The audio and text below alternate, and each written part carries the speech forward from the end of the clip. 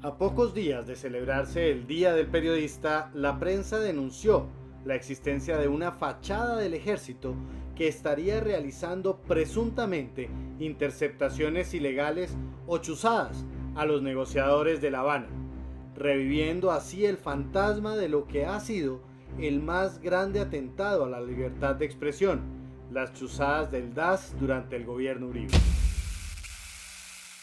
Sin duda, el caso de las chuzadas del DAS es tal vez el ataque contra la libertad de prensa más grave que se ha presentado en Colombia en los últimos 10 años. Que exista un aparato del Estado que esté dedicado a la estigmatización, a la amenaza, al seguimiento de diferentes personalidades, entre ellas periodistas, situaciones que solo se presentan en estados totalitarios. Se montan, un ejemplo fácil es montar unas cabinas telefónicas digamos, ya sea en Ecuador, en Venezuela, y hacer interceptaciones ilegales en esa frontera. Ese proyecto, ese montaje de ese proyecto necesita unos recursos para ejecutarse. Al irse ejecutando esos proyectos requieren la aprobación del alto gobierno y la exposición de esos proyectos. Uno de los funcionarios investigados me comenta que esas exposiciones las hicieron en Palacio. ¿Y luego cuál es la solución? Se liquida el DAS porque estamos contra la corrupción y contra esas prácticas delictivas. Yo creo que eso es una razón falsa. El DAS se liquidó para ocultar la verdad. En esa ocasión, gracias al allanamiento de la Fiscalía al DAS del gobierno Uribe, el país entendió claramente la diferencia entre la inteligencia legal con orden judicial y la ilegal, la que se hacía a espaldas de la justicia, la que incluía amenazas, campañas de desprestigio, robos y que llegó incluso a la tortura psicológica. Yo llevo ya 8 años de tortura psicológica, de amenazas, de seguimientos, de hostigamientos. Llevo 8 años pagando la condena de haber sido una periodista investigadora. Abrió el paquete y allí encontró una muñeca descuartizada, quemada, pintada con esmalte rojo en forma de cruz, y a su interior tenía un mensaje que decía: usted tiene una familia muy linda, cuídela. Mis hijas estaban llorando, pensando que esa gente iba a subir y que las iba a matar. Persiguiendo a nuestras familias, haciendo una actividad de hostigamiento sistemático contra nuestras actividades y que involucra al alto gobierno. Lamentablemente el tema de las interceptaciones, de las chuzadas y del hackeo, que digamos son como las 3 fases que podríamos exponer, hoy forman parte de una guerra que no es una guerra ideológica siquiera, porque no hay de por medio ideas, sino es una guerra desestabilizadora. A pesar de que el presidente Santos ha salido a defender la inteligencia legal, lo cierto es que en este nuevo escándalo la Fiscalía encontró correos de Hermes Sierra, vocero de las FARC en La Habana, así como de los partidos políticos Liberal y Polo Democrático, y al menos 2 organizaciones, corroborando lo que habría dicho a la revista Semana uno de los hackers, que eran los mismos de siempre, los blancos de siempre. En general lo que yo veo es que hay una campaña contra la oposición política de izquierda, contra los defensores de derechos humanos y contra los medios independientes que están haciendo una labor importante en materia de comunicación. Y eso tiene un escenario concreto. Estamos en medio de un proceso de paz que está avanzando y que hay fuerzas interesadas en impedirlo. Hay fuerzas que se resisten al cambio, que en momentos en que el país busca una salida a un conflicto armado de más de 50 años, hay sectores que se benefician de la continuidad de la guerra y nos encontramos en un momento crítico de la historia del país en el que las fuerzas que pugnan por la democracia, por la paz, por el pluralismo, se encuentran con una serie de obstáculos y de adversarios que están desplegando estrategias de todo tipo. A raíz del escándalo del DAS en abril de 2013, se expidió la Ley 1621 de Inteligencia y Contrainteligencia, que según el gobierno pondría fin a las interceptaciones ilegales. Sin embargo, los críticos aseguran que esta ley lo que hizo fue legalizarlas. La Ley de Inteligencia, la Ley 1621 del año pasado, autorizó que, por ejemplo, el monitoreo al espectro electromagnético se pudiera hacer, es decir, que se puedan hacer barridos para establecer una serie de presencia de actividad en el espectro electromagnético, lo que le permite a las entidades de inteligencia escoger cuáles de esas conversaciones son interesantes o no para sus labores.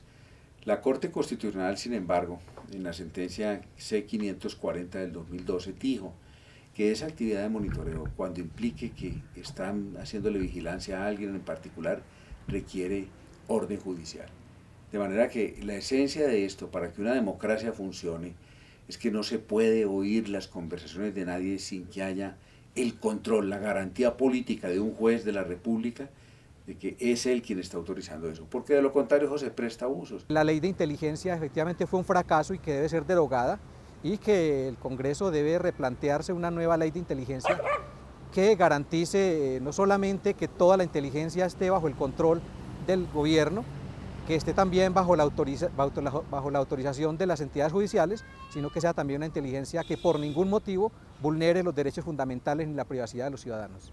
Y en cuanto al espionaje, permíteme no referirme al caso concreto, porque como relatora, por protocolos, no puedo reaccionar inmediatamente a una situación como esta hasta que no se tiene información, se recoge.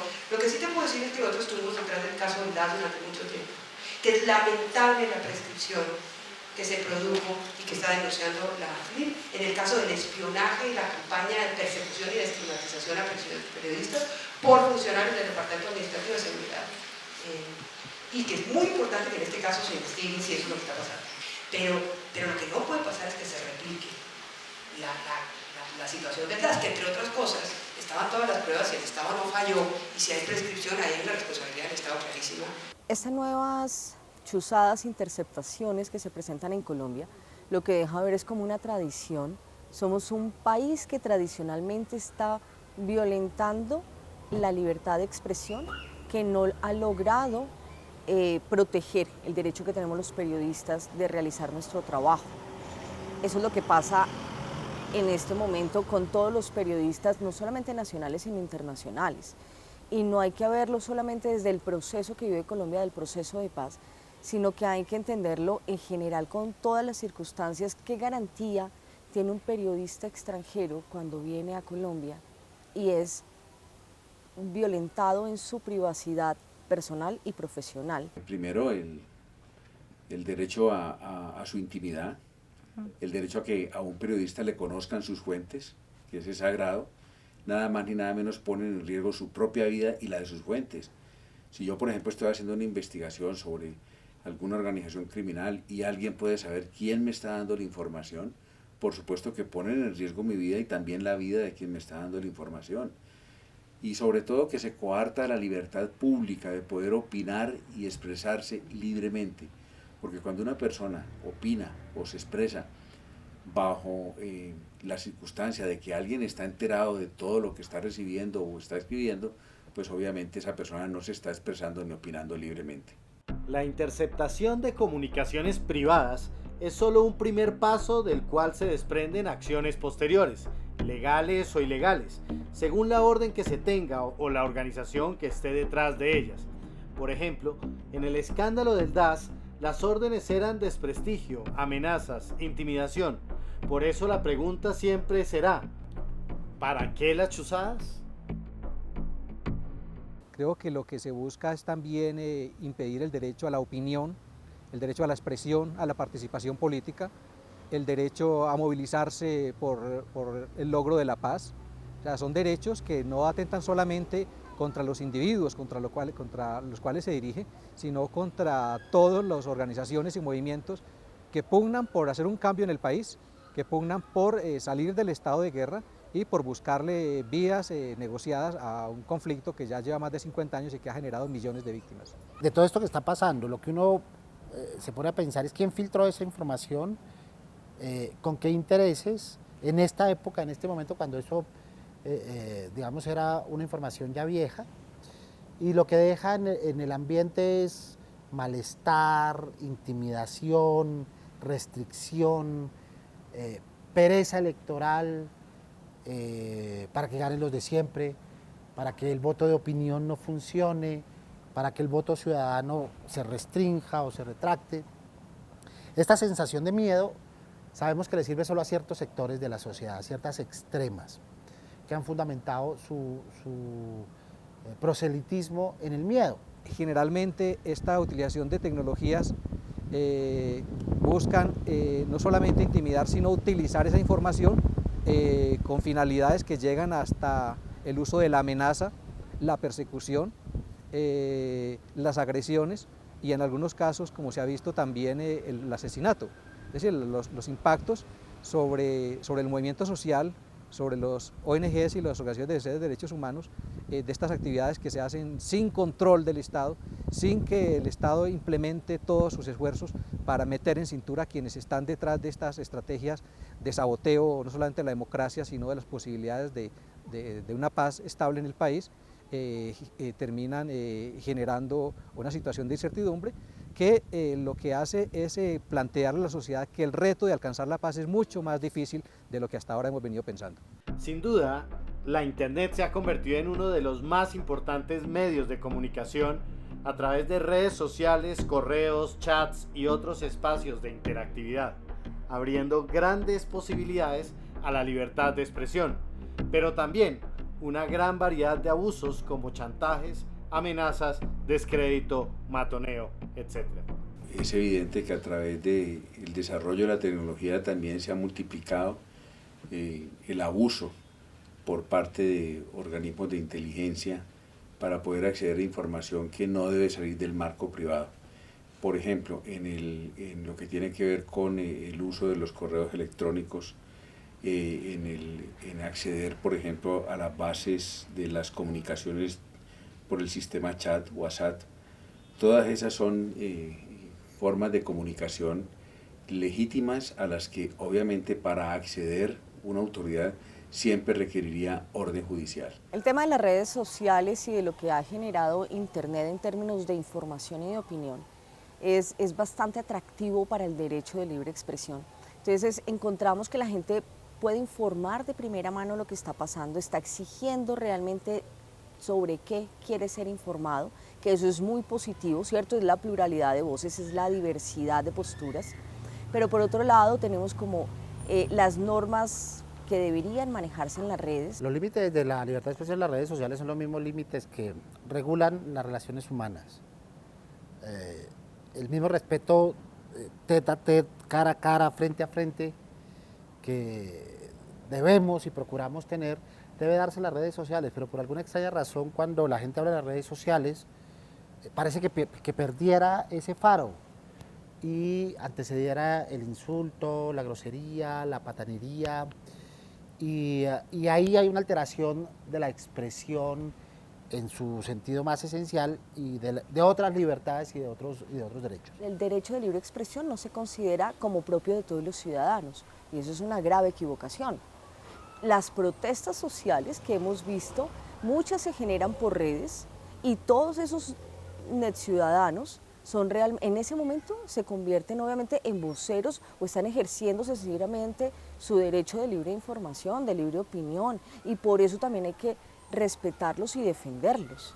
Esas son las variantes que nos genera la red y que en Colombia estamos todavía muy incipientes para manejar un respeto real a lo que es el derecho de libre información. O sea, la primera cosa que debe entender el ciudadano es que esa es una red de diálogo y de escucha, no una red de ataque.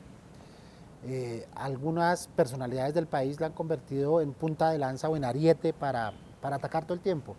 Y muchos ciudadanos, a imagen y semejanza de esas personalidades políticas que se mantienen vigentes gracias a esos medios, los imitan. Y entonces piensan que esa es la función de la red. Entonces yo escribo un tuit para ofender. yo escribo un post en Facebook para ofender. Y lo primero que tienen que entender los ciudadanos es que ese es un medio, un punto de encuentro dialógico, es decir, para hablar, para dialogar, para conversar, para debatir. El hecho de que yo me moleste como ciudadana no significa que yo te pueda agredir, y que entonces cuando me encuentro con el periodista del canal que no me gusta y de la empresa que no me gusta, entonces yo lo voy a agredir físicamente. No, hay otras maneras como yo le puedo indicar a ese periodista o a ese canal de información que no me interesa lo que me está dando, que no estoy de acuerdo con la manera como está trabajando, pero hay un límite. O sea, no porque tú seas malo, mal periodista, significa que tengo derecho a agredirte. Pero además tiene que pensar una cosa y saber que en la red como en la calle existen personajes o entidades o grupos interesados en desestimular el uso de la red y hacerle perder credibilidad, que es un poco lo que está pasando con todos estos fakes, con todas estas falsedades, comenzando por noticias, fotografías, sucesos y demás, que hacen que la gente pierda credibilidad en.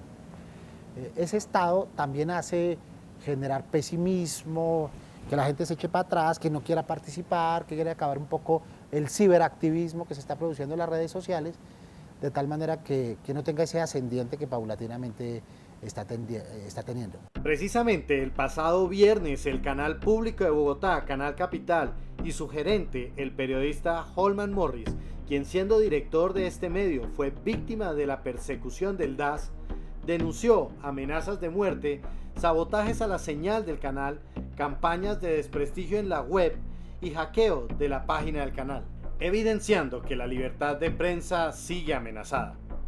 También le hemos informado a la Fiscalía cómo el año pasado una persona se acercó a las instalaciones de Canal Capital denunciando posibles atentados contra funcionarios de Canal Capital. Y más recientemente, un atentado, una suplantación a la página del canal y al Twitter personal del gerente, de mi persona. Evidentemente lo que vemos es que se están utilizando todo tipo de canales cada vez más sofisticados para lograr el objetivo de silenciar, de amedrentar, de generar un clima de terror que busca es desarmar la movilización ciudadana y generar un estado de pasividad en el que los enemigos de la paz se impongan, que los amigos de la guerra utilizan todo tipo de herramientas, de canales, de métodos, incluidos nuevas tecnologías como hemos visto, bloqueos a las páginas web, sabotajes a señales electromagnéticas de transmisiones de televisión, utilización de hackers que se reclutan a propósito con el fin de hacer más efectiva la persecución y utilizar los canales más sofisticados y de última generación en contra de los opositores políticos, los medios, los defensores de derechos humanos, las organizaciones sociales. Lo que pedimos nosotros, más que ofrecimientos de nuevos esquemas de protección o de reforzamiento de esquemas de protección, es que haya una investigación seria con relación a este tipo de amenazas. Sin embargo, estas graves denuncias hechas por el director de Canal Capital fueron eclipsadas por la reacción del director de noticias de Caracol Radio, Darío Arizmendi, y su compañero de mesa, Fernando Quijano. ¿Si estará de verdad amenazado Holman Morris o será una posición ahí para que reciba más protección? Pues en Darío, desde la administración distrital, precisamente denunciaron esas amenazas de muerte contra el periodista Holman Morris, quien es el gerente del Canal Capital, además de varios intentos de sabotaje a la señal del canal. ¿Y esa señal, usted ha visto que ha habido sabotaje contra la señal? Pues observo diariamente el Canal Capital, pues, obviamente la fuente de Bogotá, y nunca he visto algún tipo de sabotaje. Lo que ellos dicen es que sabotaje en algunas regiones del país y en algunos lugares apartados del país. Holman Morris ha sido un periodista caracterizado por trabajar siempre con ONG, siempre, digamos, con el bando... ¿Siempre se ha sentido amenazado? Siempre ha sido una persona, digamos, que ha estado ahí frente al cañón. Ahora, como es un funcionario de la administración y con la situación que está pasando la administración Petro, seguramente no se sabe de dónde llegan esas amenazas. Mire, Fernando, ¿Usted cree que el Canal Capital tiene tanta influencia, tanto cubrimiento, tanto poder para que haya fuerzas que intenten interceptar su señal o bloquearla? Por favor. Y también hay mucha gente que hace negocio con las amenazas, ¿no? Claro. O adquiere un mejor nivel de vida. Esta semana en Caracol, como muchos de los amenazados, realmente esas son autoamenazas, mandan a hacer panfletos, esas organizaciones. ¿Ustedes se imaginan a los rastrojos o a los urabeños amenazando por razones de carácter ideológico? Esos son criminales, simplemente ellos van detrás del billete, no están persiguiendo a ningún candidato de ninguna parte, son autoamenazas. Es bastante irresponsable que yo, sin ser autoridad, o sea, no soy juez, no soy investigador, y que yo, sin ningún reparo, te juzgue o juzgue tu situación de riesgo. Eso hay que dejárselo, y lo hemos discutido muchas veces en periodismo, eso hay que dejárselo a las autoridades. No sirve o no es bueno para la libertad de expresión el que los periodistas, no sirve para la libertad de expresión el que los periodistas se vayan en contra de uno de sus colegas, porque nadie conoce lo que está pasando por dentro. No se puede demeritar una amenaza porque a mí me caigas bien o me caigas mal, o me parezca bueno o malo tu trabajo. Estamos hablando de vidas humanas, no estamos jugando. No hay límite entre libertad de información y libertad de opinión. Entonces, si yo lo que hago es opinar sobre tu trabajo, en vez de informar que hay una situación de riesgo, estoy agrediendo a los ciudadanos en su derecho de estar bien informados, porque les estoy dando mi parecer. Y mi parecer no es información. Entonces no se nos puede olvidar como periodistas que una cosa es opinar y que la opinión también necesita un fundamento, una argumentación, y está dado por la Corte Constitucional. No, la discusión que a mí me parece un poco preocupante, de, por ejemplo, deslegitimar a un periodista que ha sido amenazado simplemente diciendo que cree que las amenazas no son verdad. Eso me parece gravísimo. Al insinuar que las amenazas provienen de ellas mismas, de una actitud malévola de los propios opositores políticos, defensores de derechos humanos o líderes sociales, quienes estarían inventando este tipo de amenazas en su contra, ¿sí? Quienes estarían inventando esta persecución en su contra con el fin de crear impacto en la opinión pública, con el fin de manipular la opinión pública a su favor. Es decir, terminan siendo los buenos, los criminales, a los cuales se oculta su actividad criminal, y terminan siendo los malos aquellas personas que son objeto de amenazas, de persecución o de atentados contra su propia vida. Lamentablemente en Colombia hay muchos casos en los cuales se ha intentado, después de estas amenazas, banalizarlas o señalar a quienes las están recibiendo a través de una serie de estigmatizaciones públicas, y allí están miles de personas en los cementerios que corroboran que las amenazas no eran simplemente advertencias superficiales o formales. En todos estos años de ver lo que pasa con la libertad de expresión en Colombia, tristemente hay que decir que la solidaridad de gremio es nula en Colombia.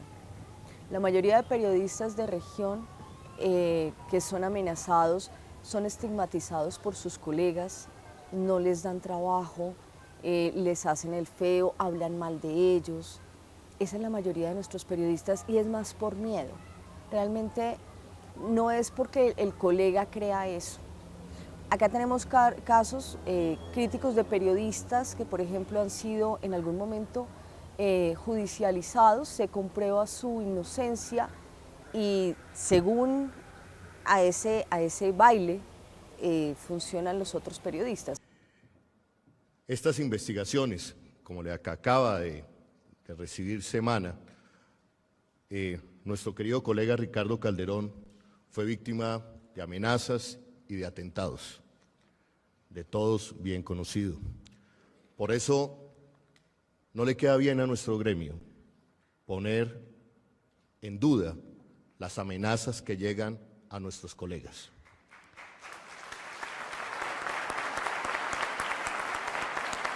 No le queda bien a nuestro gremio decir que hay colegas que se autoamenazan y que viven y hacen su vida a punta de amenazas. Esa es una reflexión que queda para nuestro gremio a propósito, Alejandro, de esa bonita iniciativa en la que nos hemos sumergido, que consiste en la reconciliación que queremos para el país. Gracias.